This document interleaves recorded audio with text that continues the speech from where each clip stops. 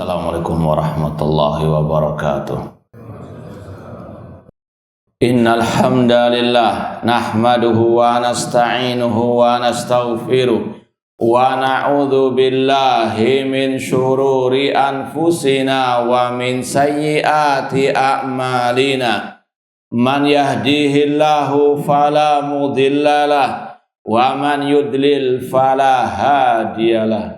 Ashhadu an la ilaha illallah wahdahu la syarikalah wa ashhadu anna Muhammadan abduhu wa rasuluh. Ya ayyuhalladzina amanu taqullaha haqqa tuqatih wa la tamutunna illa wa antum muslimun. Ya ayyuhan nasu taqu rabbakumul ladzi khalaqakum min nafsin wahidah wa khalaqa minha zawjaha wa batha minhuma rijalan katsiran wa nisaa wattaqullaha alladzi tasaaluna bihi wal arham innallaha kana 'alaikum raqiba. Ya ayyuhalladzina amanu taqullaha wa qulu qawlan sadida yuslih lakum a'malakum wa yaghfir lakum dhunubakum wa may yuti'illaha wa rasulahu faqad faza fawzan 'azima. Amma ba'd, fa in asaqal hadits kitabullah wa khairal hadi hadi Muhammadin sallallahu alaihi wasallam wa syarrul umuri muhdatsatuha wa kullu muhdatsatin bid'ah wa kullu bid'atin dhalalah wa kullu dhalalatin finnar. Ma'asal muslimin, ikhwani fillah wa akhwati, bapak-bapak, ibu-ibu, saudara-saudariku rahimani wa rahimakumullah. Alhamdulillah, segala puji bagi Allah Subhanahu wa taala yang mempertemukan kita kembali dalam kajian kitab Aqidah Al-Imam Asy-Syafi'i rahimahullah yang disusun oleh Fadilatul Syekh Nu'man bin Abdul Karim Al-Watar hafizallah taala. Semoga Allah Subhanahu wa taala senantiasa memberikan kepada kita keistiqomahan dalam belajar akidah salaf dan berpegang teguh dengannya sampai akhir hayat kita nanti. Sekarang kita sampai pada bab Maja'a anil Imam Syafi'i rahimahullah fi isbati ru'yatil mu'minin li rabbihim al-karim. Bab tentang akidah al-Imam Syafi'i dalam menetapkan orang-orang yang beriman melihat Rabb mereka di hari kiamat atau di surga. Kita baca riwayat dari Imam Asy-Syafi'i rahimahullah. An Rabi' bin Sulaiman qala hadartu Muhammad ibn Idris Asy-Syafi'i wa qad ja'athu rik'atun minas sa'id fiha ma taqulu fi qaulillahi azza wa jalla kalla innahum ar-rabbihim yawma idzil la mahjubun. Dari murid Imam Syafi'i yang bernama Ar-Rabi bin Sulaiman, beliau berkata, aku pernah hadir di majelisnya Imam Asy-Syafi'i dan pada waktu itu ada surat kepada beliau menanyakan tentang firman Allah, kalla innahum ar-rabbihim yawma idzin la mahjubun. Sekali-kali tidak, sesungguhnya mereka orang kafir terhijabi dari melihat Rabb mereka. Surat Al-Mutaffifin ayat yang ke-15. Faqala Syafi'i, maka Imam Syafi'i menjawab, lama an hajaba haula fi sukhti kana fi hadza dalil anna awliya'ahu yarawnahu fir ridha. Kata Imam Asy-Syafi'i rahimahullah, ketika Allah menghijabi orang-orang kafir dalam keadaan Allah murka kepada mereka, maka ini sebagai dalil bahwa para wali-wali Allah, orang-orang yang beriman akan melihat Allah di surga di hari kiamat dalam keadaan Allah ridho. Jadi sekali lagi, ini salah satu prinsip akidah Ahlussunnah, dan dalam kitab-kitab akidah banyak disebutkan pembahasan yang satu ini, yaitu orang yang beriman di hari kiamat di surga pasti melihat wajah Allah Subhanahu wa Ta'ala. Ini dalilnya dari ayat seperti tadi surat Al-Mutaffifin 15, demikian pula dalilnya dari hadis dan ijma' para as-salaf. Kita mau tambahkan lagi dalilnya dari ayat surat Al-Qiyamah 22 sampai 23. Surat Al-Qiyamah 22 sampai 23, Allah mengatakan wujuhu yauma idzin nadhirah ila rabbiha nadhirah. Wajah-wajah orang yang beriman berseri-seri pada hari kiamat, kepada Rabb-Nya lah mereka melihat. Ini sekali lagi dalil yang terang benderang tentang orang yang beriman akan melihat Allah pada hari kiamat. Demikian pula dalam surat Yunus ayat 26. Allah berfirman, lilladzina ahsanul husna wa ziyadah. Bagi orang-orang yang beriman, yang berbuat kebaikan, mereka mendapatkan balasan kebaikan dan tambahannya dan bonusnya. Apa tambahan tersebut? Kata Rasul, ya, dalam tafsir ayat ini, orang yang berbuat kebaikan akan mendapatkan al-husna, yaitu surga, dan tambahannya melihat kepada wajah Allah di surga. Semoga Allah memberikan kepada kita kenikmatan melihat wajahnya di surga kelak. Ini merupakan nikmat yang terbesar di surga. Sebagaimana dalam hadis Sahih Muslim dari sahabat Suhaib Ar-Rumi radhiyallahu taala anhu, beliau pernah mengatakan, idza dakhala ahlul jannati al jannah, apabila penduduk surga sudah masuk surga, yaqulullah, Allah akan berfirman kepada mereka, hal nazidukum syai'ah, apakah kalian mau aku tambahkan nikmatku, yaitu di dalam surga? Para penduduk surga menjawab, alam tubayit wujuhana, ya Allah, bukankah engkau telah menjadikan wajah kami berseri-seri? Alam tudkhilnal jannah, bukankah engkau telah memasukkan kami ke dalam surga? Wa tunjina minan nar, dan menyelamatkan kami dari api neraka.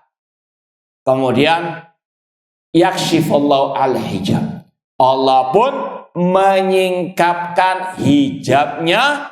Fama u'tu syai'an ahabba ilaihim minan nadhar ila rabbihim azza wa jalla. Dan kata Rasul, tidaklah mereka penduduk surga diberikan kenikmatan yang lebih mereka cintai daripada melihat kepada Rabb mereka. Ini sekali lagi nikmat yang paling berharga di surga, yang selayaknya seorang muslim muslimah, mukmin mukminah berlomba-lomba dalam meraihnya. Ini beberapa dalil ayat tentang orang yang beriman melihat Rabb mereka di surga. Adapun dalam hadis sangat banyak, dan kata ulama hadisnya mutawatir, banyak periwayatannya. Di antaranya sabda Rasul, innakum satarona rabbakum kama tarawna al-qamar lailatal badri la tudamuna fi ru'yatih. Sesungguhnya kalian orang-orang yang beriman akan melihat Rabb kalian, yaitu di surga, sebagaimana kalian melihat rembulan di kala purnama, kalian tidak saling berdesak-desakan. Sekali lagi, ini adalah dalil yang sangat terang benderang tentang akidah Ahlussunnah yang banyak ditulis dalam kitab-kitab akidah mereka. Orang yang beriman melihat kepada Rabb mereka di surga. Dan kata Rasul tadi, mereka melihat Rabb mereka dalam keadaan tidak berdesak-desakan sebagaimana mereka melihat rembulan di kala purnama. Kata para ulama, bukanlah Rasul menyamakan Allah dengan rembulan, tidak. Laisa tasbihil mar'i bil mar'i, bukan menyerupakan yang dilihat, namun Rasul menyamakan cara melihat Allah itu sama dengan cara melihat rembulan, yaitu manusia ketika melihat rembulan tidak berdesak-desakan. Satu yang dilihat oleh seluruh manusia mungkin di dunia, namun mereka tidak berdesak-desakan. Jadi jangan salah paham, bukan Rasul menyamakan Allah dengan rembulan, naudzubillah min dzalik, walam yakul lahu kufuwan ahad. Allah nggak sama dengan sesuatu apapun. Namun di situ Rasul menegaskan cara melihat Allah di surga itu tadi sebagaimana manusia di dunia melihat rembulan tidak berdesak-desakan. Kemudian ma'asal muslimin, ikhwani fillah wa akhwati rahmani wa rahmakumullah, disampaikan lagi di sini oleh penulis, wa an Ibrahim bin Muhammad ibn Haram al-Qurashi qala sami'tu Syafi'iyya yaqulu rahimahullah fi qaulillahi ta'ala kalla innahum ar-rabbihim yawma idilla mahjubun qala falamma hajabam fi sukhti kana hadza dalilan ala annahum yarawna fi ridha. Ini sama maknanya dengan tadi. Imam Syafi'i ketika mentafsirkan surat Al-Mutaffifin ayat 15, beliau mengatakan ketika Allah menghijabi orang kafir, Allah tutupi dari melihat dirinya, maka dalam keadaan ridha di surga, Allah memperlihatkan wajahnya kepada orang-orang yang beriman. Orang-orang yang beriman akan melihat Allah Subhanahu wa ta'ala. Qala Al-Hafidh Ibnu Katsir Asy-Syafi'i rahimahullah fi tafsirihi. Imam Ibnu Katsir yang sudah masyhur nama beliau, termasuk ahli tafsir dari kalangan ahli sunnah wal jamaah, dalam tafsir beliau tentang surat Al-Mutaffifin 15 tadi, beliau berkata, wa hadzal ladzi qalahu al-Imam Syafi'i rahimahullah fi ghayatil husni. Kata Imam Ibnu Katsir, apa yang dikatakan oleh Imam Asy-Syafi'i tadi dalam retorika, dalam keadaan yang luar biasa indahnya. Wa huwa istidlalun bimafhumi hadil ayat. Beliau berdalil dengan makna yang tersirat dari ayat tadi. Kalau ayatnya yang tersurat mengatakan orang kafir terhijabi dari melihat Allah, maka yang tersirat orang yang beriman, lawannya orang kafir pasti akan melihat mereka. Kalau sama-sama nggak melihat, apa bedanya orang kafir dengan orang yang beriman? Itu maknanya. Jadi kata Imam Ibnu Katsir, sungguh indah kesimpulan yang diambil oleh Imam Asy-Syafi'i rahimahullah dari ayat tadi, surat Al-Mutaffifin ayat 15. Kama dalla alaihi mantuku qaulihi wujuh yawma idzin nadhira ila rabbiha nadhira. Sebagaimana makna yang tersirat tadi itu tersurat dalam surat Al-Qiyamah ayat 22 23 tadi, wujuh yawma idzin nadhira ila rabbiha nadhira. Wa kama dalat ala dzalik al ahaditsus sahih al mutawatirah fi ru'yatil mu'minin rabbahum azza wa jalla fid daril akhirah. Sebagaimana hal ini juga disebutkan oleh Rasul dalam hadis-hadis yang sahihah, yang mutawatirah, yang banyak periwayatannya tentang sekali lagi orang beriman melihat Rabb mereka di hari kiamat bil absar, dengan mata kepala mereka. Ini ditekankan oleh para ulama, melihat dengan mata kepala, karena di luar sana, di luar ahli sunnah, alias ada kelompok-kelompok sesat ahli bid'ah yang mereka mentakwil. Mereka mengatakan iya melihat Allah tapi dengan mata hati. Ini sekali lagi takwilnya mereka. Makanya ahlu sunnah, ulama salaf dalam kitab-kitab akidah mencantumkan pembahasan ini, di antara tujuannya membantah keyakinan, ucapan, statement ahli bid'ah yang mereka mengingkari hal yang sangat terang benderang ini. Makanya sekali lagi ditegaskan tadi oleh Imam Ibnu Katsir bahwasanya orang beriman melihat Allah di surga dengan mata kepala mereka, bil absar. Dalilnya ayat tadi surat Al-Qiyamah, wujuhu yauma idzin nadhirah, wajah orang yang beriman berseri-seri pada hari kiamat, yaitu di surga. Kepada Rabb-nya lah mereka melihat. Kata Ibnu Qayyim dan ulama yang lain, ketika melihat disandarkan kepada wajah, maka yang melihat mata yang mana? Mata kaki atau mata hati? Biar nggak ngantuk. Ketika melihat disandarkan kepada wajah, berarti yang melihat mata apa? Mata hati atau mata kaki? Iya, mata kepala. Ya, namun itulah ahlul bid'ah. Mereka asbun, mereka sangat amat jauh dari dalil Al-Quran maupun Sunnah Rasul SAW. Demikian pula dalam hadis jelas Rasul menyamakan cara melihat Allah ya dengan cara melihat rembulan. Antum kalau melihat rembulan dengan mata kaki atau mata hati? Kecuali yang mungkin buta, na'udzubillah min dzalik. Itulah ahlul bid'ah. Ya, mereka buta mata hati mereka. Innaha la ta'mal absar walakin ta'mal qulub allati fis sudur. Bukan mata kepala mereka yang buta, namun kata Allah mata hati mereka yang buta. Jelas-jelas ayatnya, hadisnya menunjukkan orang yang beriman melihat kepada wajah Rabb mereka.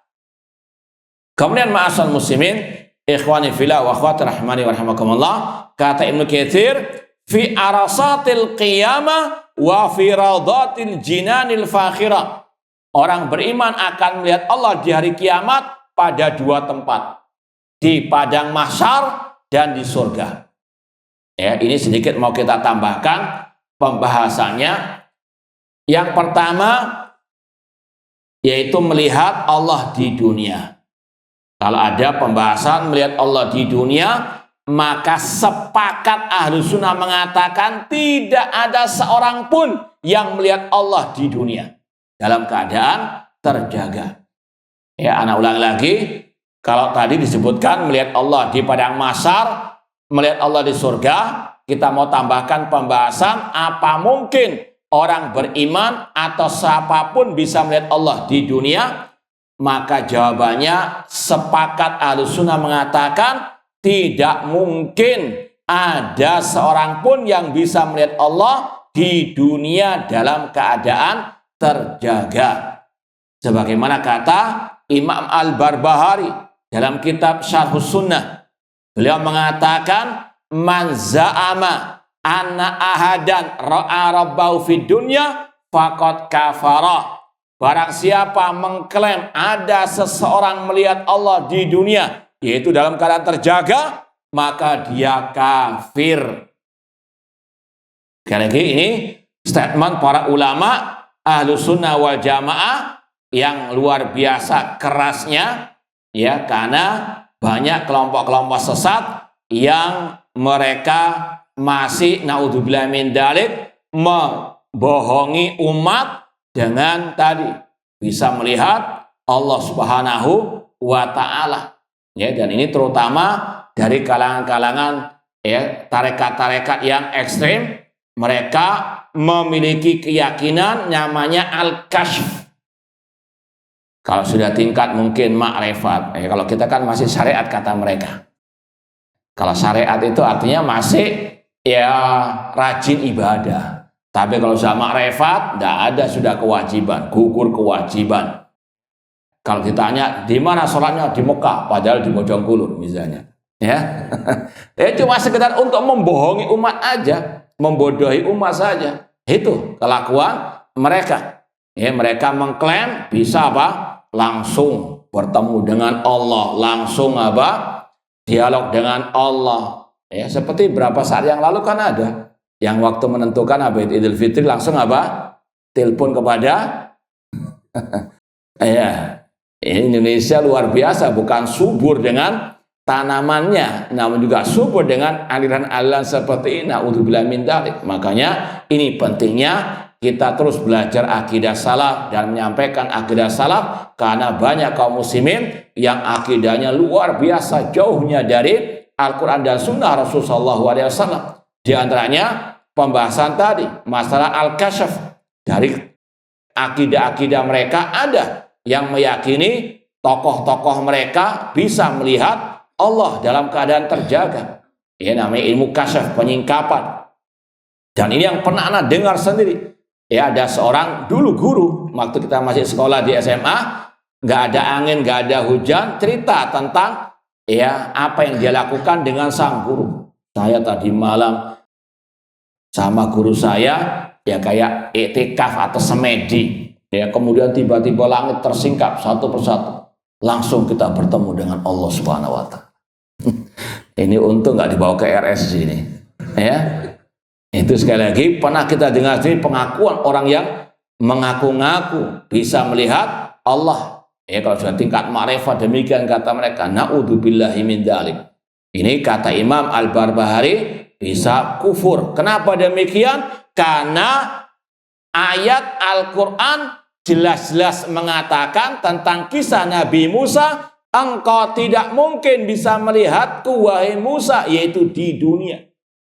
Kalimullah, Nabi, Rasul yang mulia, termasuk ulul azmi minar rusul, termasuk 5 Rasul yang paling mulia, tidak bisa melihat Allah padahal beliau sudah meminta kepada Allah. Allah berfirman dalam surat Al-A'raf, nanti dilihat ayat berapa itu. Walamma ja'a Musa limiqatina wa kallamahu rabbuhu qala rabbi arini anzur ilaik qala lan tarani walakin anzur ilal jabari fa in istaqarra makana fa sawfa tarani. Kata Allah dalam surat Al-A'raf ketika Musa datang kepada Allah Subhanahu wa taala yaitu di Bukit Tur, wa kallamahu rabbuhu, Allah berbicara dengan Nabi Musa. Ini akidah Ahlussunnah, Allah berbicara dengan suara yang didengar oleh Nabi Musa alaihissalam. Falamma ja'a Musa limiqatina wa kallamahu rabbuhu qala rabbi arini anzur ilaik. Nabi Musa berkata, ya Allah, tunjukkanlah dirimu kepadaku. Nabi Musa memohon kepada Allah untuk memperlihatkan wajahnya kepadanya. Namun apa kata Allah? Lantarani, engkau wahai Musa tidak bisa melihatku. Walakin undur al-jabari, namun lihatlah kepada gunung itu. Kalau dia tetap kokoh ketika melihatku, maka engkau akan bisa melihatku. Falamma tajalla rabbul jabali ja'alahu dakka. Ketika Allah memperlihatkan dirinya kepada gunung itu, hancur gunung tersebut. Kalau gunung yang tersusun dari batu-batuan yang sangat luar biasa kokoh hancur ketika melihat Allah, apalagi manusia yang tersusun dari tulang yang sangat rapuh. Maka sekali lagi ini akidah Ahlussunnah, kalau di dunia mustahil, tidak mungkin manusia melihat Allah Subhanahu wa taala dengan dalil ayat tadi. Demikian pula dalam hadis Rasul mengatakan, innakum lan tara rabbakum hatta tamutu. Kalian tidak akan mungkin melihat Rabb kalian sampai kalian mati. Ya, ini sekali lagi di dunia manusia dengan kelemahannya tidak mungkin bisa melihat Allah dalam keadaan terjaga. Bahkan Rasulullah SAW, Sayyidu waladi Adam, manusia yang paling mulia di atas muka bumi ini, ketika Isra wal Mi'raj ditanya oleh Abu Dzar Al-Ghifari radhiyallahu anhu, hal ra'aita rabbak, apakah engkau melihat Rabbmu? Maka kata Rasul SAW, nurun anna arahu, ada cahaya yang menghalangiku untuk melihatnya. Ini Rasul, Sayyidu waladi Adam, kalimullah Nabi Musa, 2 manusia termulia tidak bisa melihat Allah. Ini kok ada ustadz atau kiai atau siapapun mengaku melihat Allah dalam keadaan terjaga. Na'udzubillahi min dzalik. Ini bisa apa? Keluar dari al-Islam sebagaimana kata Imam Al-Barbahari rahimallahu taala. Kemudian ma'asal muslimin ikhwani fillah wa akhwati rahimani wa rahimakumullah. Adapun melihat Allah di padang mahsyar. Sekarang pembahasan yang kedua, bab melihat Allah di padang mahsyar. Ini manusia Ahlus Sunnah berselisih pendapat ada 3. Ini perselisihan antara Ahlus Sunnah dengan Ahlus Sunnah. Tidak ada unsur menyesatkan, membid'ahkan. Sebagaimana kata Syekhul Islam Ibnu Taimiyah rahimahullah dalam kitab beliau Majmu' Fatawa tentang pertanyaan dari penduduk Bahrain tentang masalah ini. Kata beliau ada 3 pendapat Ahlus Sunnah. Artinya ini pendapat yang sekali lagi tidak boleh saling keras-kerasan. Beda dengan yang pertama tadi, melihat Allah di dunia, yang mengatakan bisa melihat Allah di dunia bisa kafir. Adapun yang pembahasan yang kedua ini ada 3 pendapat, tidak boleh saling membid'ahkan. Apa itu? Yaitu pendapat yang pertama mengatakan semua manusia di padang mahsyar akan melihat Allah. Ya, terutama ketika dihisab oleh Allah Subhanahu wa taala. Semua orang melihat Allah. Entah yang kafir, yang musyrik, yang munafik, yang beriman, semuanya melihat Allah. Pendapat yang pertama. Pendapat yang kedua, orang mukmin dan orang munafik. Artinya yang mengaku orang mukmin meskipun hatinya berbeda. Orang mukmin dan orang munafik saja. Orang kafir musyrik tidak melihat Allah di padang mahsyar. Pendapat yang ketiga, hanya orang mukmin saja yang melihat Allah di padang mahsyar. Wallahu ta'ala alam. Syekhul Islam Ibnu Taimiyah dan juga muridnya Ibnu Qayyim kelihatannya merojehkan, menguatkan pendapat yang pertama. Semua manusia melihat Allah di padang mahsyar. Meskipun kata para ulama beda kondisi sikonnya antara orang beriman yang melihat Allah di padang mahsyar dengan orang kafir yang melihat Allah di padang mahsyar. Orang mukmin melihat Allah di padang mahsyar dalam keadaan bergembira, dalam keadaan tenang hati mereka, sedangkan orang kafir, orang musyrik, orang munafik ketika melihat Allah di padang mahsyar dalam keadaan ketakutan, dalam keadaan gundah gulana. Ya, ini sekali lagi pembahasan yang kedua, melihat Allah di padang mahsyar. Ada berapa pendapat tadi? Ada 3. Yang pertama, ya, yang kedua, nah, yang ketiga, Masya Allah, berarti nggak tidur ini ya. Alhamdulillah. Taib, jazakumullah khair. Adapun yang ketiga, pembahasannya melihat Allah di surga. Ini tadi sepakat ijma ahli sunnah mengatakan orang yang beriman akan melihat Allah di surga. Adapun yang menyelisihi hal ini, maka dia keluar dari ahli sunnah, dia ahli bid'ah. Jadi ini 3 pembahasan yang selayaknya untuk dipahami oleh setiap muslim muslimah. Baik, sekarang kita pindah ke pembahasan yang selanjutnya. Maja'a anil Imam Syafi'i rahimallah fil qadar wa maratibihi. Bab tentang akidah Imam Asy-Syafi'i rahimallah yang berkaitan dengan takdir dan tingkatan-tingkatannya. Kita baca riwayatnya. Anir Rabi' bin Sulaiman rahimahullah qala su'ila Syafi'i anil qadar fa ansha'a yaqul. Dari Ar-Rabi' bin Sulaiman, beliau berkata, Imam Syafi'i rahimahullah pernah ditanya tentang masalah takdir, maka beliau menyenandungkan beberapa bait syair. Syair tentang akidah. Kata beliau yang pertama, fama syi'ta kana wa illam asya wa ma syi'tu illam tasya lam yakun. Bait yang pertama berbunyi, yang artinya, apa yang engkau kehendaki ya Allah pasti terjadi meskipun aku tidak menghendaki. Dan jika aku menghendaki, namun kalau engkau tidak menghendaki ya Allah, tidak terjadi. Bait yang kedua, khalaqtal ibad ala ma alimta wa fil ilmi yajril fata wal musim. Engkau yang menciptakan hamba-hamba atau manusia sesuai dengan ilmumu, dan di dalam ilmumu berjalan anak muda dan orang yang sudah tua.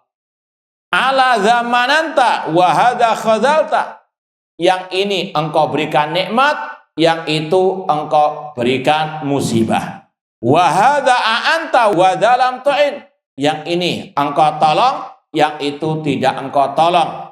Faminhum syaqiyun wa minhum sa'id. Di antara manusia ada yang sengsara, ada yang bahagia. Wa minhum qabih wa minhum hasan. Di antara mereka ada yang baik, ada yang jelek. Wa minhum faqir wa minhum ghani. Di antara mereka ada yang fakir, di antara mereka ada yang kaya. Wa kullun bi a'malihi murtahan. Dan semuanya akan diminta pertanggungjawaban sesuai dengan amal perbuatan mereka. Ini 5 bait syair Imam Syafi'i tentang takdir. Kita bahas satu persatu 5 bait tersebut. Yang pertama kata Imam Syafi'i, fama syi'ta kana. Apa yang engkau kehendaki Allah pasti terjadi. Ini yang dinamakan dengan martabatu al-masyiah. Tingkatan takdir yang berkaitan dengan masyiatullah, kehendak Allah. Bahwasanya semua yang terjadi di alam semesta ini dengan kehendak Allah. Sekarang ini kita berkumpul, bermajelis, berapa orang yang datang, siapa yang ngantuk, yang tidur, dan yang lain. Ini sudah Allah takdirkan dan sudah Allah kehendaki. Namun ada nanti pembahasan, bukan berarti boleh ya, sebagaimana kebaikan, kejelekan, orang berbuat kebaikan itu dengan kehendak Allah. Orang itu berbuat kejelekan dengan kehendak Allah.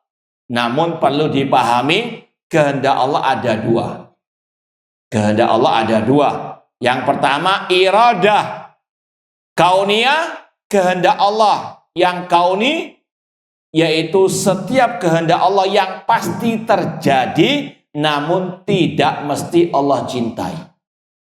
Ini kehendak Allah yang pertama, kehendak kauni, atau bahasa Arabnya al-iradah kauniyah, yaitu kehendak Allah yang pasti terjadi, namun tidak mesti dicintai. Iblis, siapa yang menciptakan iblis? Allah Subhanahu wa ta'ala. Allah yang menghendaki terciptanya iblis. Meskipun dia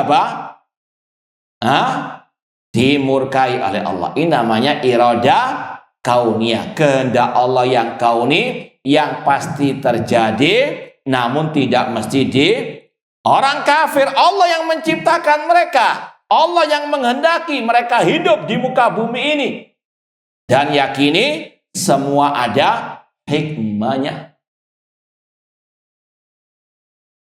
Mungkin sebagian orang terpintas dalam benaknya, apa faedah iblis tercipta di atas muka bumi ini? Maka dijawab oleh para ulama, banyak hikmahnya. Bahkan ada istilah, tidak adanya iblis itu tidaklah lebih baik daripada adanya iblis. Karena di balik penciptaan iblis ada hikmah-hikmah yang kadang sebagian diketahui oleh manusia, sebagian lagi tidak diketahui. Karena yakini Allah itu namanya Al-Hakim. Di antara Al-Asmaul Husna Al-Hakim. Apa makna Al-Hakim? Dia tidak menciptakan, dia tidak mentakdirkan, kecuali ada hikmah di baliknya. Ada yang tahu, ada yang tidak tidak tahu. Allah menciptakan iblis. Kata ulama, di baliknya banyak hikmah. Contoh, kalau tidak ada iblis, kata para ulama, nggak ada orang kafir. Kalau nggak ada orang kafir, nggak ada al-bara, benci kepada orang kafir. Yang mana al-bara kepada orang kafir itu ladang pahala ibadah batiniah. Kalau nggak ada orang kafir, nggak ada jihad di jalan Allah, nggak ada perang Badar, nggak ada perang Uhud, dan seterusnya. Maka ini adalah apa? Salah satu hikmahnya. Sedangkan jihad dirwatus sanam Islam, tulang punggung al-Islam. Kalau nggak ada iblis, nggak ada orang-orang yang sesat menyesatkan, nggak ada alil bid'ah. Kalau nggak ada alil bid'ah, kita nggak bahas tadi. Ya, kelompok-kelompok sesat yang mengingkari orang beriman melihat Allah di surga, sedangkan membantah alil bid'ah itu jihad di jalan Allah Subhanahu wa ta'ala. Kalau nggak ada iblis, nggak ada orang yang berbuat maksiat. Kenapa demikian? Karena iblis yang mewas-wasi di antaranya. Kalau nggak ada orang yang berbuat maksiat, nggak ada orang yang tobat. Sedangkan Allah berfirman, Innallaha yuhibbut tawwabin wa yuhibbul mutatahhirin. Allah suka dengan yang bertobat dan yang mensucikan dirinya. Kalau nggak ada iblis, mungkin kita nggak kumpul di sini sekarang. Kenapa demikian? Karena apa? Bapak kita dulu tinggalnya di mana? Di surga. Karena bisikan iblis diturunkan apa? Di dunia. Semua ada hikmahnya, ada yang diketahui, ada yang tidak apa? Diketahui. Itu namanya iradah kauniyah. Ya, Allah menghendaki kehendak kauniyah yang pasti terjadi, namun tidak mesti Allah apa? Cintai. Makanya nggak boleh berhujah dengan takdir dalam masalah kejelekan. Tak apa-apa berbuat maksiat, ini kan sudah takdir Allah. Coba kalau orang itu ditempelin, marah enggak dia? Marah enggak? Kalau nggak marah berarti ada konslet. Kalau dia marah, kata takdir Allah sudah, jangan marah. Apakah benar seperti itu? Ya nggak benar. Nggak bisa berhujah dengan takdir dalam masalah apa? Maksiat. Karena manusia sudah ditegakkan hujah, manusia punya pilihan antara berbuat yang baik dengan berbuat yang apa? Yang jelek. Ya, maka tidak boleh berhujah dengan takdir dalam masalah maksiat, meskipun semua terjadi dengan apa? Kehendak Allah Subhanahu wa ta'ala. Kemudian yang kedua, kehendak Allah. Yang kedua, kehendak syariah, iradah syariah. Kehendak yang pasti dicintai oleh Allah kalau terjadi, namun tidak mesti terjadi. Lawannya yang tadi. Kehendak yang tidak mesti terjadi, namun kalau terjadi pasti dicintai. Contoh, Allah menghendaki semua manusia beriman. Ya ayuhan nasu budu rabbakum. Wahai manusia, ibadahilah Rabb kalian. Wa'budullah wa la tusyriku bi syai'a. Beribadah kepada, jangan berbuat syirik. Tapi adakah orang yang berbuat syirik? Ada enggak? Banyak. Ini yang namanya apa? Iradah syariah. Allah menghendaki untuk manusia beriman, bertauhid, namun tidak terjadi. Dalam artian tadi, ya, kehendak yang tidak mesti terjadi, tapi kalau terjadi pasti Allah cintai. Allah mencintai orang yang beriman, meskipun tidak semuanya orang apa beriman. Ini semuanya juga ada apa? Ada hikmahnya. Ini masyita, karena apa yang engkau kehendaki Allah pasti terjadi, meskipun aku tidak menghendaki. Karena Allah yang menciptakan, mengatur alam semesta ini. Semua terjadi dengan kehendak Allah Subhanahu wa ta'ala. Wa masyitu ilam tasa'lam yakun. Dan apa yang aku kehendaki, jika engkau tidak menghendaki Allah, tidak mungkin terjadi. Ini semuanya menunjukkan, kata para ulama, tentang kelemahan kita manusia. Maka jangan sombong, maka jangan sok. Apalagi sekarang ini terkadang kita sering mendengar orang-orang yang ngasih training masalah bisnis dan sebagainya, kayaknya Rabbul Alamin pasti bisa, pasti berhasil. Inti dikasih sakit gigi saja sudah apa? Sudah nggak bisa ngapa-ngapain. Ya, dikali sakit perut saya sudah ya tidak bisa berbuat apa-apa. Jangan sombong. Makanya Allah mengatakan wala taqulanna li syai'in inni fa'ilun dzalika ghada illa an yasha Allah. Dalam surat Al-Kahfi Allah mengatakan, jangan engkau mengatakan saya akan berbuat demikian-demikian besok, kecuali engkau mengatakan insya Allah. Ya, kalau dikehendaki oleh Allah. Itu kadang kita nggak sadar. Insya Allah. Apa maknanya? Apa ya? Padahal tadi ini ada unsur pemahaman akidah yang hak. Kita mengatakan, ya insya Allah saya akan menjengukmu, insya Allah saya akan demikian. Ini sekali lagi karena manusia tahu dirinya la haula wala quwata illa billah, tidak ada daya kekuatan kecuali dengan pertolongan Allah Subhanahu wa taala. Berapa banyak yang kita kehendaki nggak terwujud. Ini menunjukkan apa tadi? Kelemahan kita, dan ini juga melazimkan, mengharuskan kita menyerahkan ibadah hanya kepada Allah. Dan inilah yang disebut oleh para ulama keterkaitan erat antara iman kepada takdir dengan iman kepada Allah Subhanahu wa taala. Makanya Abdullah bin Abbas radhiyallahu anhu berkata, al-qadaru nizamut tauhid. Iman kepada takdir itu porosnya at-tauhid. Ada keterkaitan yang erat antara iman kepada takdir dengan iman kepada Allah Subhanahu wa taala. Kemudian kita lanjutkan, khalaqtal ibad ala ma alimta. Ya Allah, engkau menciptakan hamba-hamba atau manusia sesuai dengan ilmumu. Di sini ada, kata para ulama, dua tingkatan iman kepada takdir. Mengimani Allah sebagai Al-Khaliq. Ya, nanti akan kita tambahkan lagi 4 tingkatan iman kepada takdir. Intinya di sini tingkatan Al-Khalq, Allah yang menciptakan semua ini. Dalilnya dalam surat Az-Zumar, Allah mengatakan Allahu khaliqu kulli syai'. Allah yang menciptakan segala sesuatu. Wallahu khalaqakum wa ma ta'malun. Allah yang menciptakan kalian dan apa yang kalian perbuat.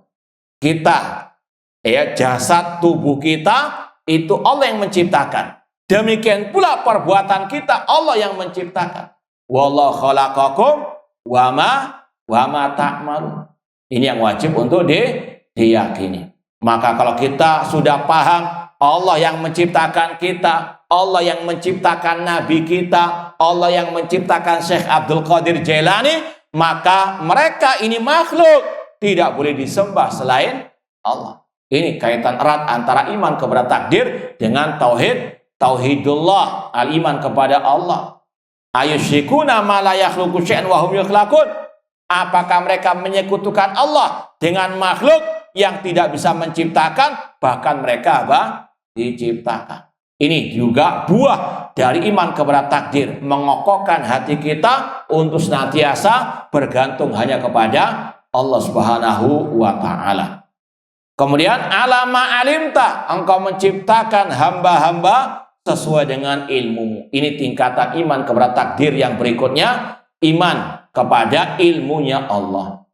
Bahwasanya Allah mengetahui apa yang telah terjadi, apa yang sedang terjadi, dan apa yang akan terjadi, bahkan yang tidak terjadi, seandainya terjadi, dan bagaimana kejadiannya. Alima makana wa ma yakun wa ma lam yakun law kana kaifa yakun.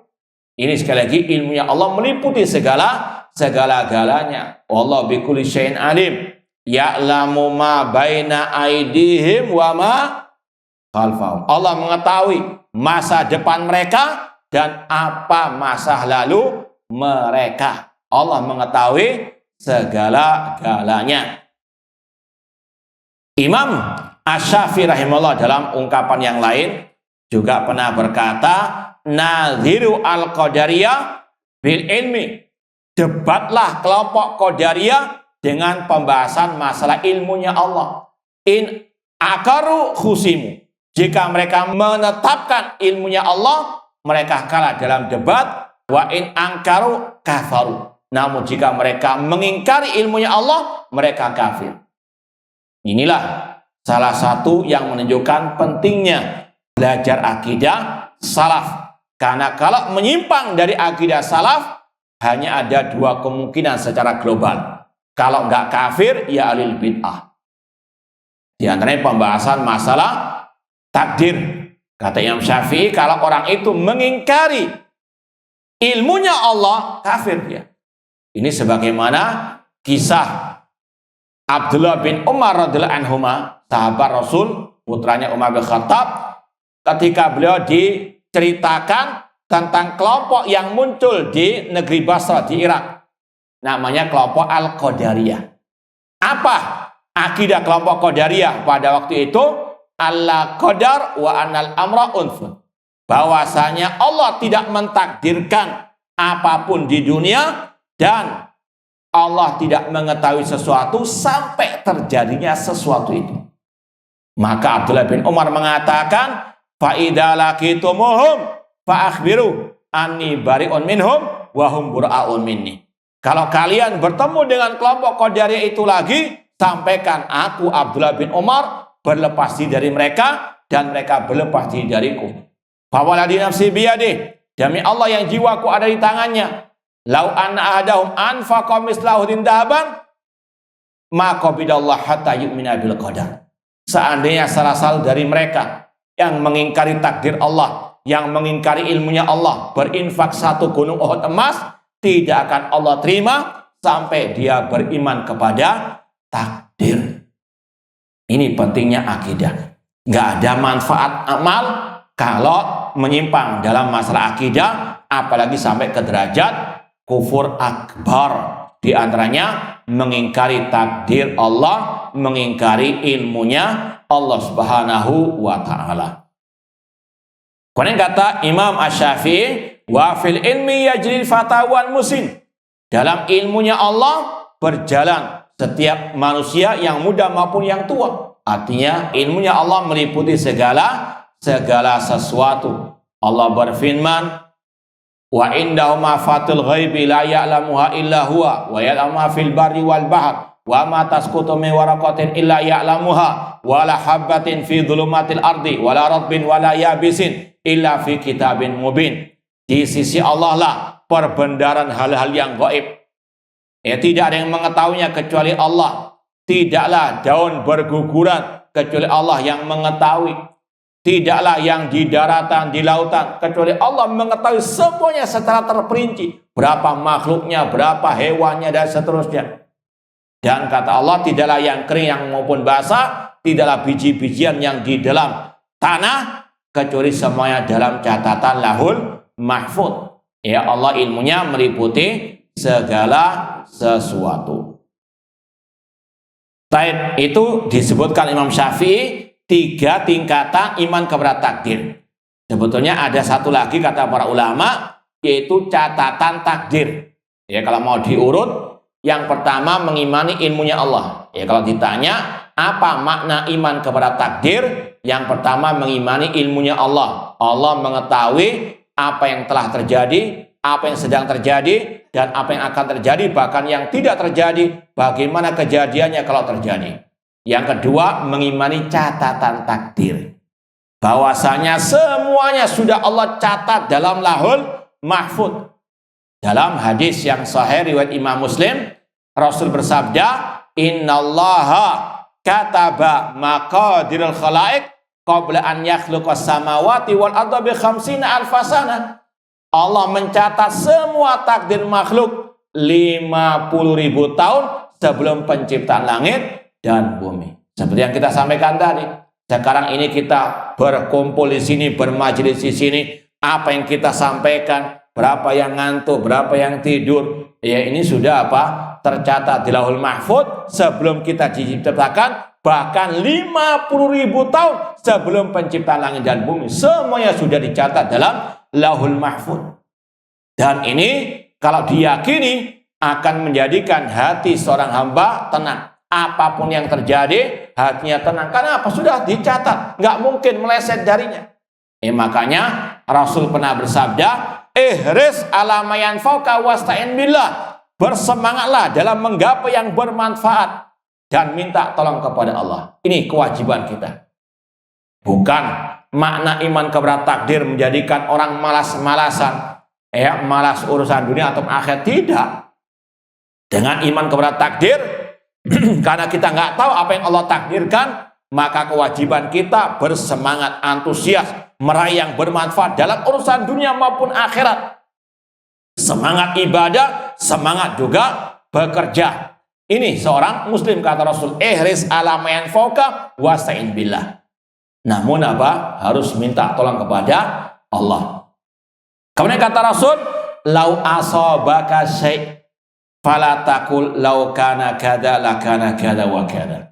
Namun kata Rasul, seandainya engkau sudah maksimal beramal, bekerja, mencari yang bermanfaat, dan engkau sudah berdoa, tawakal kepada Allah, namun engkau ditimpa musibah, jangan pernah mengatakan seandainya saya nggak usaha ini nggak akan bangkrut, seandainya saya tidak keluar rumah, saya nggak kecelakaan. Jangan mengatakan seandainya. Walakin kul qadarullah. Namun katakanlah ini sudah takdir Allah. Wa masya'afa'al. Dan apa yang Allah kehendaki pasti terjadi. Dan ini sudah dicatat dalam lahul mahfud. Nggak mungkin meleset. Li'anna law taftahu amala syaitan. Karena kata-kata seandainya dalam bab ini, dalam kondisi seperti ini, akan membuka pintu-pintu asyaiton. Kalau orang itu terus dihantui dengan seandainya saya nggak usaha ini, saya nggak akan bangkrut, saya tetap akan kaya. Ini akan menjadikan orang apa? Stres, frustasi, bahkan bisa bunuh diri. Na'udzubillahi min dzalik. Maka stop dengan kata-kata kul qadarullah. Ini sudah takdir Allah. Ini sudah Allah catat dalam lahul mahfud. Makanya Allah berfirman dalam surat Al-Hadid. Allah mengatakan ma asaba min musibatin fil ardi wala fi anfusikum illa fi kitabin min qabli an nabraha inna dzalika 'ala Allah yasir. Apapun musibah yang menimpa diri kalian atau yang menimpa di atas muka bumi ini, kecuali sudah Allah catat dalam lahul mahfud sebelum Allah menimpakannya, dan itu mudah bagi Allah. Kemudian Allah katakan dalam ayat selanjutnya, apa buah dari mengimani catatan takdir ini? Kata Allah, likaila ta'sau ala ma fatakum, agar kalian tidak putus asa dari apa yang menimpa kalian. Kalau ada musibah apapun bentuknya, hati akan tenang kalau kita meyakini ini semua sudah takdir Allah. Dan tadi semua ini pasti ada hikmahnya. Kadang kita nggak tahu, kadang kita mengetahui. Sering kita jadikan contoh. Dulu pernah kasus di Indonesia, pesawat jatuh. Sebelumnya ada kisah, ada beberapa penumpangnya yang terlambat ke bandara karena kemacetan Jakarta. Maka awal kali orang itu terlambat, tahu ditinggal pesawat, sedih atau tidak? Sedih dia, musibah. Tapi di balik musibah itu, apa yang terjadi? Dia diselamatkan oleh Allah dari kecelakaan tersebut. Kita nggak tahu. Makanya Allah mengatakan bisa jadi engkau membenci sesuatu, di baliknya itu ada apa?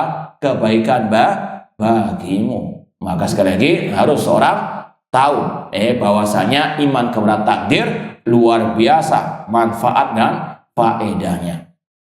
Kita tambahkan lagi tadi, mengimani takdir ada 4 tingkatan. Yang pertama mengimani ilmunya Allah, yang kedua mengimani catatan takdir, yang ketiga mengimani kehendak Allah tadi, masyiatullah, semua yang terjadi dengan kehendak Allah. Wa ma tasyauna illa an yasha Allah, tidaklah kalian berkehendak kecuali Allah berkehendak. Dan yang keempat mengimani semua ini adalah makhluk ciptaan Allah. Gimana, lanjut apa cukup? Lanjut tidurnya atau gimana? Baik, kita lanjutkan. Bait yang ketiga, ala zamananta wa hadza khadalta. Yang ini engkau berikan nikmat, yang itu engkau berikan musibah. Allah Maha adil, Allah menempatkan sesuatu pada tempatnya. Kata Imam At-Tahawi rahimahullah dalam Aqidah Tahawiyah, yahdi man yasha wa yasimu wa yu'afi fadlah. Allah memberikan hidayah, memberikan keselamatan ataupun kenikmatan karena karunia keutamaan darinya. Wa yudhillu man yasha wa yakhdhulu wa yabtali adlah. Dan Allah menyesatkan sebagian orang yang dia kehendaki dan mencampakkan, memberikan musibah kepada siapa yang dia kehendaki sebagai bentuk keadilan dari Allah. Ini yang wajib kita yakini. Kalau kita mendapatkan nikmat, yakini itu bukan murni karena kekuatan kita, kepintaran kita, bukan. Namun karena apa? Karunia dari Allah tadi. La haula wala quwata illa billah. Kita nggak mungkin sampai di sini kecuali dengan pertolongan Allah. Makanya kalau kita mendengarkan muadzin mengumandangkan hayyalas shalah, kita bisa mengatakan apa? La haula wala quwata illa billah. Itu sebagai ikrar kita. Nggak mungkin kita bisa memenuhi panggilan muadzin hayyalas shalah, datang ke masjid salat berjamaah. Tidak mungkin itu bisa terwujud kecuali dengan apa? Billah, bi'aunillah, dengan pertolongan dari Allah. Dan itu semuanya. Makanya kita diajarkan juga ketika keluar rumah membaca zikir apa? Bismillahirrahmanirrahim. Tawakkaltu 'ala Allah, la haula wala quwata illa billah. Kita nggak mungkin bisa melaksanakan pekerjaan kita nggak mungkin dapat maisha kecuali dengan pertolongan Allah. Jangan pernah sok. Ini yang wajib kita yakini. Nikmat yang kita dapati murni karunia dari Allah Subhanahu wa taala. Namun kalau ada musibah, yakini itu keadilan Allah. Introspeksi diri. Barangkali kita ada banyak kesalahan dosa. Ma asabakum min musibatin fa bima kasabat aydikum wa yafu an katsir. Tidaklah musibah menimpa diri kalian kecuali karena sebab dosa-dosa kalian, dan Allah lebih banyak mengampuni. Artinya apa di sini? Jangan pernah suudzon kepada Allah. Apapun cobaan, ujian, musibah, jangan pernah suudzon, karena Allah tidak pernah berbuat zalim kepada hamba-hambanya. Wa ma ana bidzallamin lil abid. Tidak aku mendolimi, kata Allah, hamba-hambaku. Kadang sebagian orang, naudzubillah min dzalik, sudah dapat hidayah sunnah, hidayah akidah sahihah, namun apa? Masih menggerutu. Dulu saya belum ikut kajian sunnah, itu proyek lancar terus, ya rezeki ya lancar jaya, tapi ketika ikut kajian sunnah seret, ya naudzubillah min dzalik. Padahal nikmat hidayah sunnah lebih utama daripada dunia dan seisinya. Kalau mau dijawab ungkapan tadi, iya karena Anda sebelum tahu sunnah Anda nggak tahu halal haram, semua apa? Dimakan. Namun sekarang tahu, alhamdulillah. Ya Allah berikan apa? Hidayah tersebut. Namun intinya kadang manusia tidak banyak bersyukur kepada Allah Subhanahu wa taala. Kemudian wahada anta wa dalam tu'in. Ini kurang lebih sama dengan tadi. Kemudian di antara mereka ada yang sengsara, ada yang bahagia. Dan ini ada hukum sebab akibat. Sebagaimana orang bisa kenyang dengan apa? Dengan apa? Makan. Bisa nggak orang 3 hari nggak makan kenyang? Hah? Ya ini hukum sunatullah. Maka demikian pula kebahagiaan, apalagi di akhirat, tidak mungkin bisa digapai kecuali dengan apa? Al-amal jazaan bima kanu ya'mal. Ada hukum sebab akibat. Urusan dunia atau urusan apa? Akhirat. Orang nggak mungkin bisa mendapatkan harta kekayaan kecuali dengan bekerja. Jangan pernah punya prinsip kalau sudah ditakdirkan saya kaya, nggak usah apa, bekerja pun saya tetap apa, kaya. Coba Anda punya keyakinan itu masalah makan tadi. Kalau yang ditakdirkan saya kenyang meskipun nggak makan 3 hari akan kenyang. Coba. Ada yang mau Jadikan kelinci percobaan. Mustahil ada hukum sebab akibat. Ini urusan dunia demikian. Innamal ilmu bita'allum. Kata Rasul, sesungguhnya ilmu dengan belajar. Nggak mungkin orang nggak belajar itu bisa apa? Pintar, mustahil. Maka sekali lagi, tadi kata Rasul, bersemangat dalam menggapai yang bermanfaat dan minta tolong kepada Allah. Makanya Imam Ibnu Abil Is Al-Hanafi rahimahullah pernah berkata, al-i'timad ala sabab syirkun fit tauhid. Orang yang bergantung kepada usaha sendiri. Saya pasti bisa. Saya orang pintar, pasti bisa. Naudzubillah min dzalik, ini syirik dalam at-tauhid. Ya, karena dia apa? Tidak bergantung kepada Allah, namun bergantung kepada dirinya sendiri. Syirik dalam tauhid. Wa tarkus sabab alladhi wa sabab qadhun fil akal. Namun meninggalkan usaha yang merupakan usaha yang dibolehkan dalam syariat, ini menunjukkan ya kedunguan akalnya. Artinya orang nggak waras kalau dia mengatakan kalau saya ditakdirkan kaya, saya tidur saja sudah kaya. Coba aja. Ya, naudzubillah min dzalik. Ada hukum sebab akibat. Nah, apalagi urusan akhirat. Ta'amasan muslimin ikhwani fillah wa akhwati rahimani wa rahimakumullah. Dan sudah kita sampaikan tadi, seorang hamba diberikan pilihan oleh Allah, kehendak oleh Allah. Ya, ketika dia beramal ada innamal a'malu binniyat.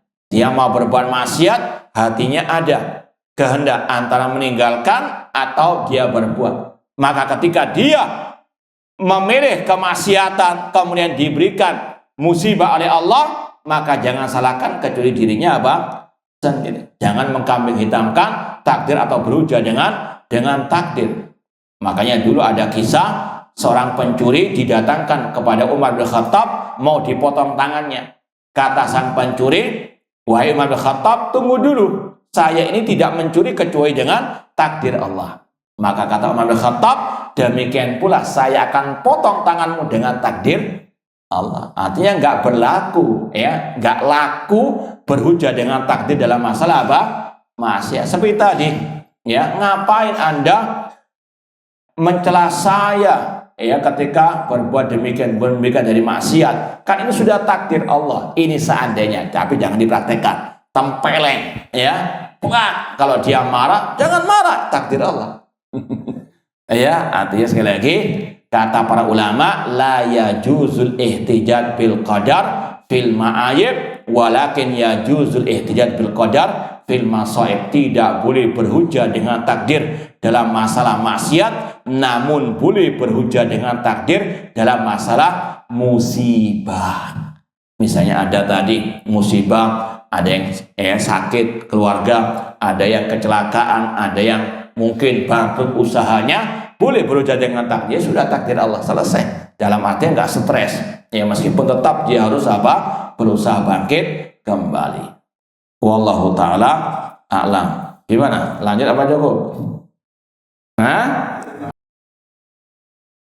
Taib satu riwayat lagi yang ingin kita bacakan, dan ini yang terakhir insya Allah. Jangan khawatir, insya Allah sebentar lagi selesai.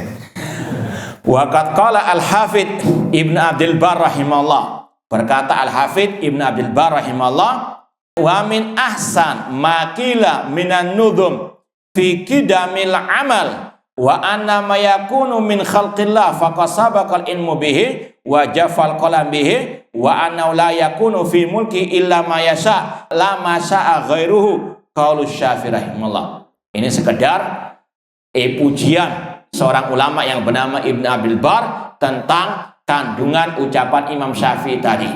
Kata beliau, di antara ucapan yang sangat indah dari syair-syair yang ada yang berkaitan dengan catatan amal takdir hamba, dan bahwasanya semua itu dengan ciptaan Allah, semua itu dengan ilmunya Allah, dan bahwasanya tidak mungkin terjadi di atas muka bumi ini kecuali dengan apa yang Allah kehendaki, adalah yang paling indah ucapan Imam Asy-Syafi'i rahimahullahu ta'ala. Tsumma dzakara al-abiyat as-sabiqah, tsumma qala kullu ma fi hadil abiyat mu'taqadu ahli sunnati wa madhhabihim fil qadar la yakhtalifuna fi. apa yang diucapkan oleh Imam Syafi'i tadi dalam 5 bait syair, terutama yang 2 tadi, yang pertama dan kedua, itu semuanya adalah akidah Ahlussunnah dan ajaran mereka dalam masalah bab takdir. Mereka tidak berselisih sama sekali. Wa huwa aslu ma yabruna fi dzalika alaih. Itulah akidah yang dibangun di atasnya, ya akidah Ahlussunnah wal Jamaah. Wallahu taala a'lam. Barangkali ada yang mau ditanyakan, silakan. Nah, silakan. Berkaitan dengan ru'yatullah bahwa yang pertama, ru'yatullah itu di dunia ini tidak mungkin ketika di keadaan terjaga nampak. Berarti kemungkinan ada pemahaman bahwa ketika dalam mimpi Allah Ta'ala bisa dilihat. Berarti ada pemahaman begitu saja. Mungkin bisa, kalau seandainya ada, bisa disebutkan dan juga yang menjadi dalil. Yang kedua, izin dari Ustaz, berkaitan dengan takdir, bahwa takdir ada iradah syariah dan iradah kauniyah. Yang ketika seseorang seperti Umar bin Khattab tadi, bahwa ada orang yang mencuri, kemudian Umar memotong tangannya. Maaf, ini kalau kesimpulan saya salah satu nanti, berarti ketika seseorang tadi mencuri, dia masuk takdir kauniyah. Kemudian ketika Umar bin Khattab memotong tangannya, ini berarti takdir syariah dan takdir juga kauniyah bisa saja. Kalau nanti, karena ya itu aja ya. Saya jazakumullah khair. Ya karena agak panjang yang pertama tadi. Ru'yatullah ya fid dunya fil manam. Taib. Sebetulnya kita nggak mau masuk ke situ, nanti khawatir salah paham nanti orang-orang yang nggak punya background yang benar. Iya, kata para ulama, melihat Allah di dunia dalam keadaan bermimpi itu pernah dialami oleh Ar-Rasul SAW. Dalam hadis riwayat At-Tirmidzi yang dikenal dengan hadis Ikhtisamil Malail A'la, Rasul pernah bersabda, Ra'aitu Rabbi fi ahsani suratin. Aku melihat Rabbku dalam sebaik-baik kondisi keadaan, sebaik-baik pemandangan istilahnya. Ya, ini kata Pak ulama, Rasul katakan itu setelah malam harinya beliau bermimpi. Namun kata para ulama yang pertama tadi, ini berkaitan dengan tadi melihat Allah bukan dalam bentuk yang aslinya. Artinya digambarkan sesuatu yang kata Rasul, aku melihat Rabbku dalam sebaik-baik keadaan. Ya, adapun selain Rasul, wallahu alam, sebagian mengatakan ada. Cuma kita nggak mau masuk ke dalam situ, nanti apa? Iya, orang-orang nanti mengklaim saya mimpi ketemu. Iya, nanti naudzubillah min dzalik. Meskipun kita ya tidak terlalu berlebih-lebihan dalam pembahasan masalah ini. Kita katakan tadi, iya bisa Rasul pernah melihat Allah dalam keadaan bermimpi. Hadisnya sahih riwayat Imam At-Tirmidzi. Baik, yang kedua tadi, iradah syariah, iradah kauniyah itu terkadang bisa berkumpul dalam satu makhluk. Misalnya orang yang beriman itu adalah bukti dari iradah kauniyah dan iradah syariah. Orang beriman, adanya orang beriman itu iradah kauniyah dan iradah apa? Syariah. Iradah kauniyah dari sisi itu sudah terjadi. Yang kedua, Allah mencintai orang yang beriman. Paham? Kemudian ada ketidak terkumpulnya dua iradah tadi. Enggak iradah syariah, enggak iradah apa? Kauniyah. Apa itu? Ya sesuatu yang enggak ada. Paham? Paham enggak? Atau kalau mungkin dikatakan, ya misalnya kufurnya salah satu dari sahabat Rasul SAW. Paham? Itu contoh kata Pak ulama, tidak terkumpulnya iradah kauniyah, enggak iradah, karena enggak terjadi. Sekali lagi, ini adalah apa? Iradah kauniyah, iradah syariah. Ini yang harus kita pahami, karena kalau kita mendengar misalnya perpecahan umat itu adalah kehendak Allah. Jangan terbayangkan, loh kok kehendak Allah? Kan ini jelek. Nah itu, kembalikan kepada iradah apa tadi? Iradah apa? Kauniyah. Bahwasanya iya ini kehendak Allah, cuma iradah kauniyah. Pasti terjadi, namun tidak mesti dicintai. Kalau mau dianalogikan kata para ulama, ini sama dengan kasus orang diamputasi. Apa ada orang yang senang diamputasi? Tidak ada. Tapi ketika diamputasi, itu karena ada hikmah di balik. Itu mirip dengan iradah kauniyah. Tidak dicintai, tapi pasti terjadi. Di balik itu karena ada hikmahnya. Orang minum obat secara asal namanya obat itu pahit, betul nggak? Apa ada orang yang hobinya minum obat? Nggak ada yang suka. Tapi terpaksa dia minum obat demi mengobati penyakitnya. Ini namanya iradah kauniyah. Pasti terjadi, tapi tidak mesti dicintai. Mirip seperti itu kata para ulama. Tapi ada pertanyaan yang lain.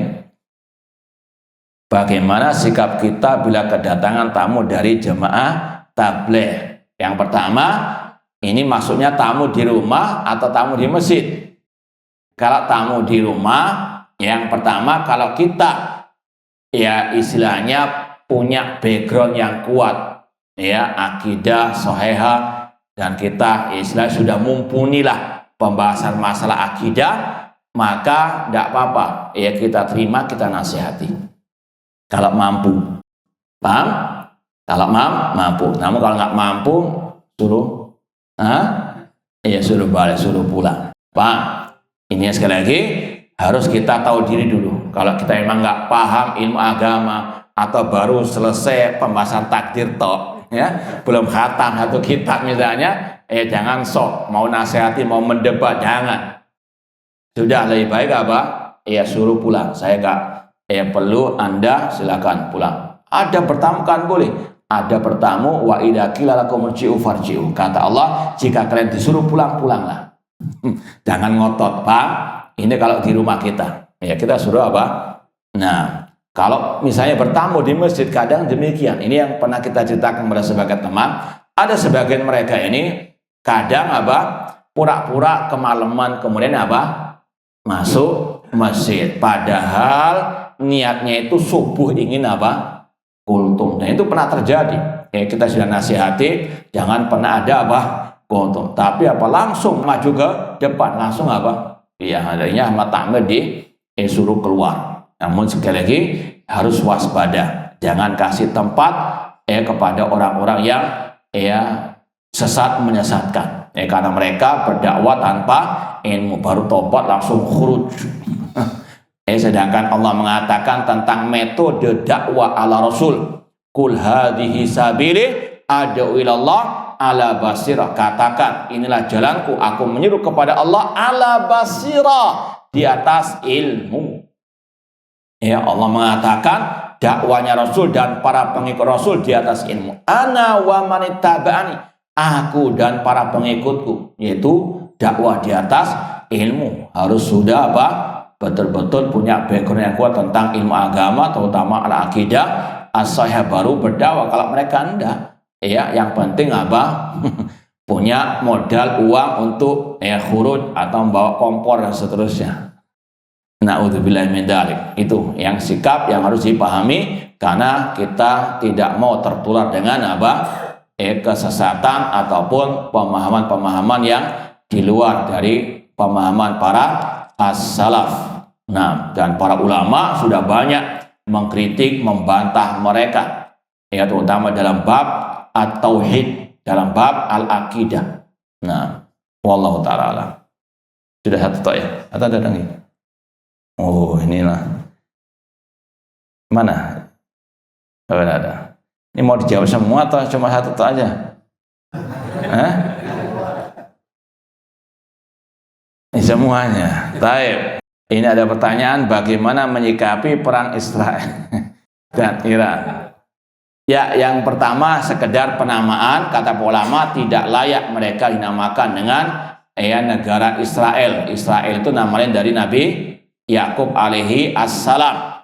Bani Israel anaknya dari Nabi Yakub alaihi assalam. Maka tidak layak, tidak benar kalau misalnya semoga Allah melaknat Israel. Israel nama Nabi, cuma mereka dompleng. Sebagaimana juga Iran Syiah Rafidhah dompleng nama Ahlul Bait. Ini sekedar yang pertama, jangan pakai kata-kata Israel saja, Yahudi yang menjajah Palestina. Ini sekali lagi penamaan yang layak bagi mereka.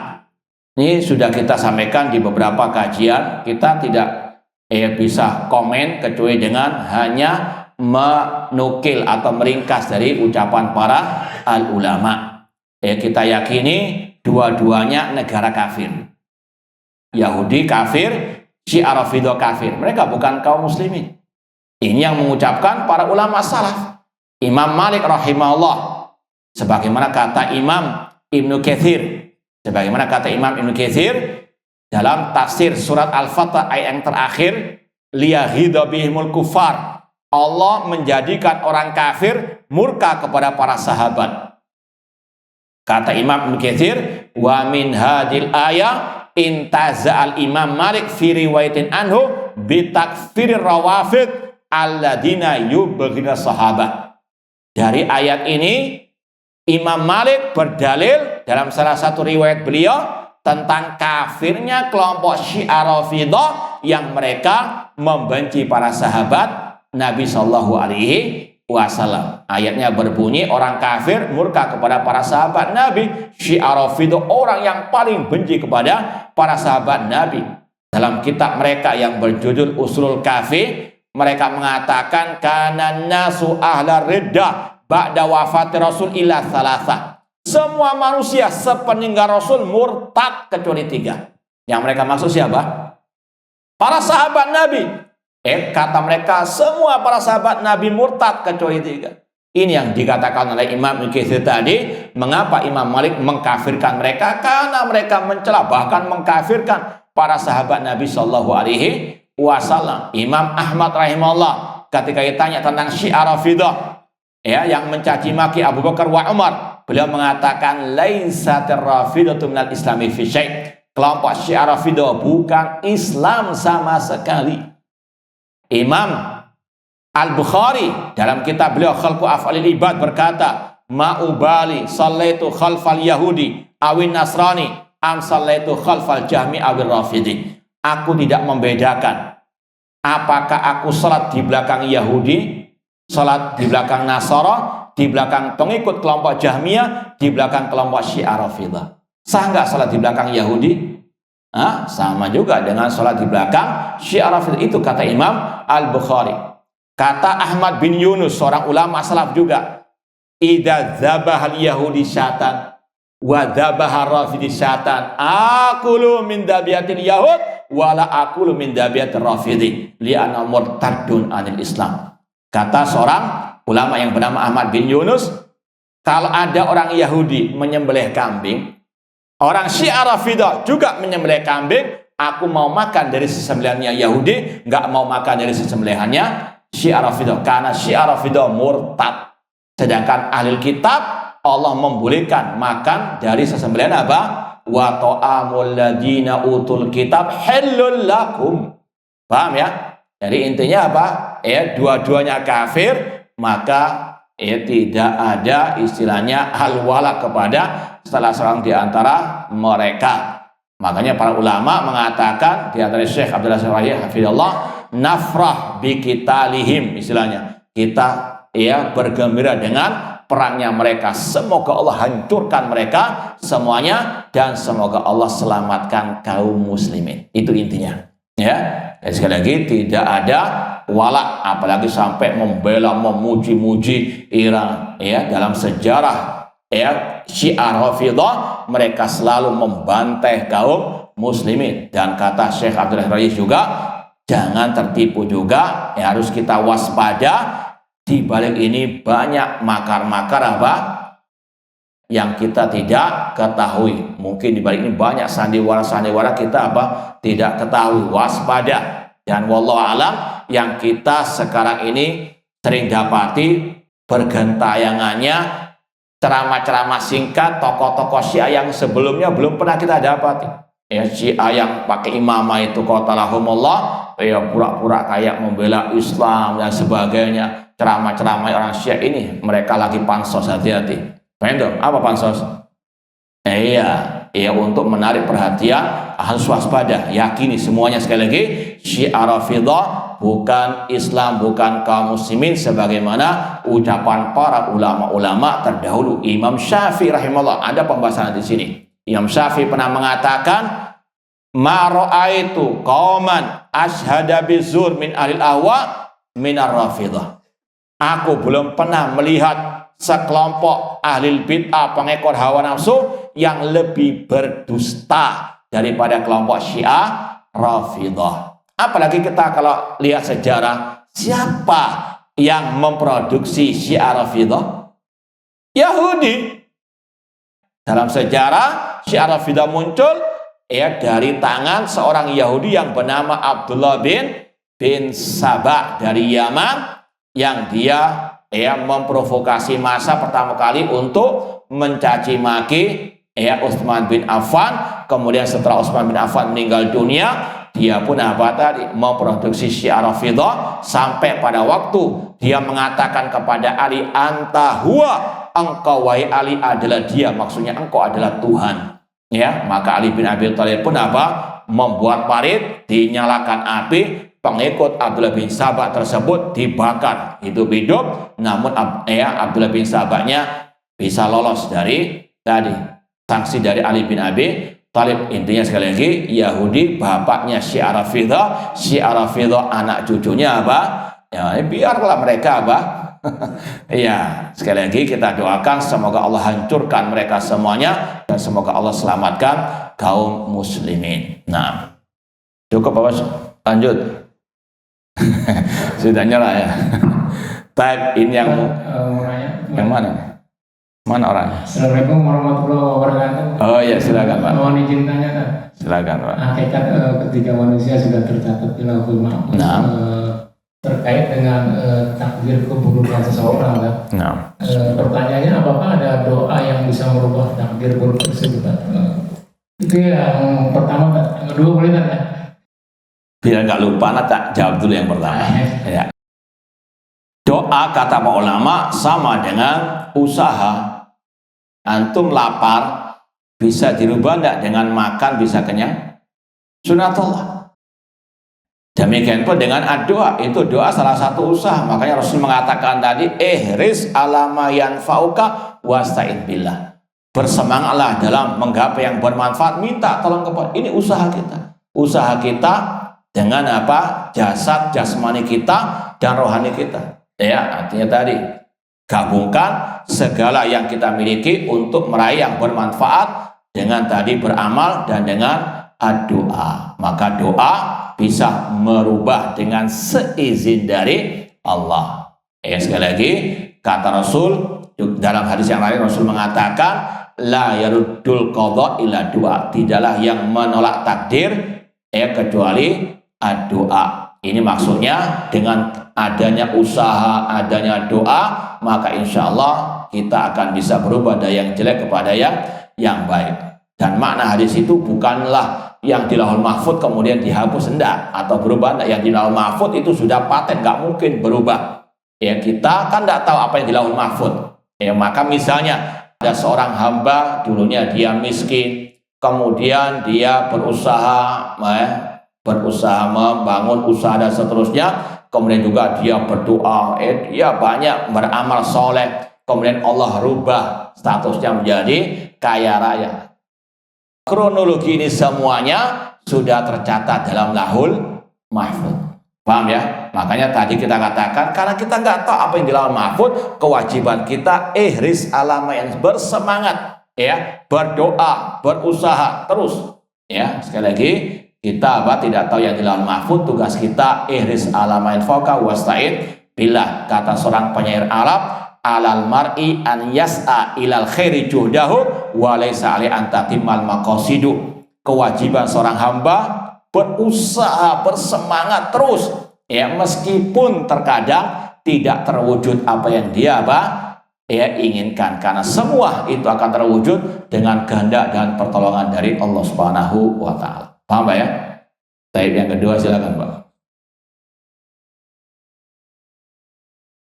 Ini kan terkait tadi masalah Syiah. Apakah Syiah itu akidahnya itu kufur katanya? Bagaimana dengan imam yang 12 orang yang diagung-agung? Ya. Apakah itu nyata atau hayalan? Jazakallah khair.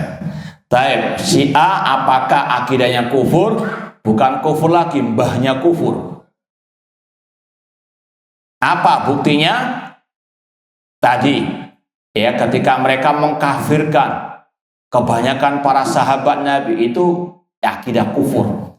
Ya, sebagaimana kata Imam At-Tahawi dalam akidah beliau, akidah Tahawiyah, wa bughdhuhum kufrun wa nifaqun wa tughyan. Kata Imam At-Tahawi, membenci para sahabat itu bentuk kekafiran, bentuk kemunafikan dan kesesatan. Dan kewajiban kita, kata Imam Tahawi, wa nubghidu man yubghiduhum. Kita wajib membenci orang yang membenci para sahabat Nabi. Bukan malah mentokohkan, mengatakan mereka pahlawan. Na'udzubillah min dzalik. Mereka sekali lagi adalah musuh Islam, musuh para sahabat Nabi Shallallahu Alaihi Wasallam. Itu salah satu akidah kufur mereka. Yang kedua, mereka melecehkan Al-Quran. Dalam kitab mereka, kalau kita punya Sahih Bukhari, mereka punya Usul Kafi. Mereka mengatakan, kanal Quran alladzi nazala bi Jibril ala Muhammad sallallahu sab'ata asyara alfi ayat. Al-Quran dulu waktu diturunkan oleh malaikat Jibril kepada Nabi Muhammad itu jumlahnya 17.000 ayat. Berapa? Itu versi Syiah Rafidhah. Qatalahumullah. Kalau kita buka ya dalam mushaf kita ada berapa? Ayat 6.000 sekian, berarti kurang atau tambah? Hanya sepertiga yang tersisa kata mereka. 2/3 sudah apa? Tidak ada. Artinya Al-Quran sudah tidak murni lagi. Ini maksiat atau kekafiran? Kufur akbar, menuju Al-Quran sudah tidak murni lagi. Maka bagaimana mungkin mereka dikatakan kaum muslimin sedangkan mereka melecehkan kitab suci apa? Kaum muslimin. Ya, dan itu alhamdulillah kalau di perpustakaan rumah saya ada referensi-referensi induk mereka. Di antara tadi Usul Kafi. Ada banyak kesesatan kesyirikan mereka. Di antaranya kalau jilid pertama saja itu banyak. Ada bab dalam kitab mereka ya, kalau kamu muslimin punya Sahih Bukhari, mereka punya Usul Kafi.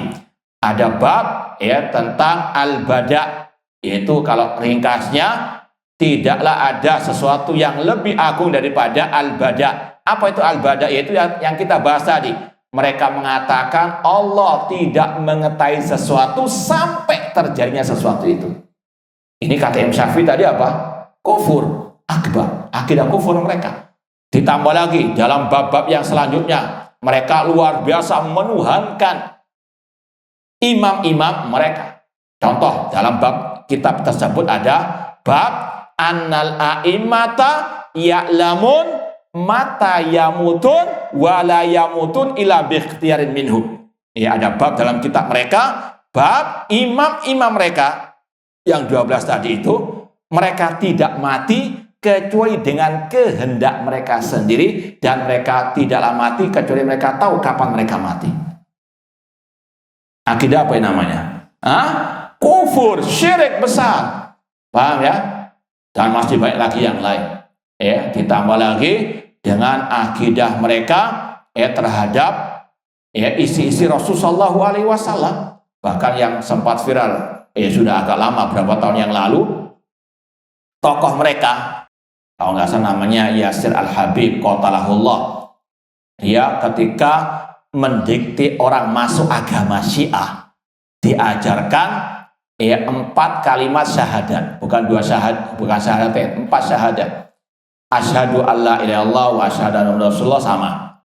Yang ketiga, asyhadu anna Fatimah wa auladaha al-ma'sumin hujajullah. Bahwasanya Fatimah dan anak keturunannya yang maksum itu hujah-hujahnya Allah. Yang 4 yang paling parah mengatakan asyhadu anna Abu Bakar wa Umar wa Utsman wa Aisyah wa Hafsah finnar. Kata mereka, aku bersaksi bahwasanya Abu Bakar, Umar, Utsman, Aisyah dan Hafsah di neraka.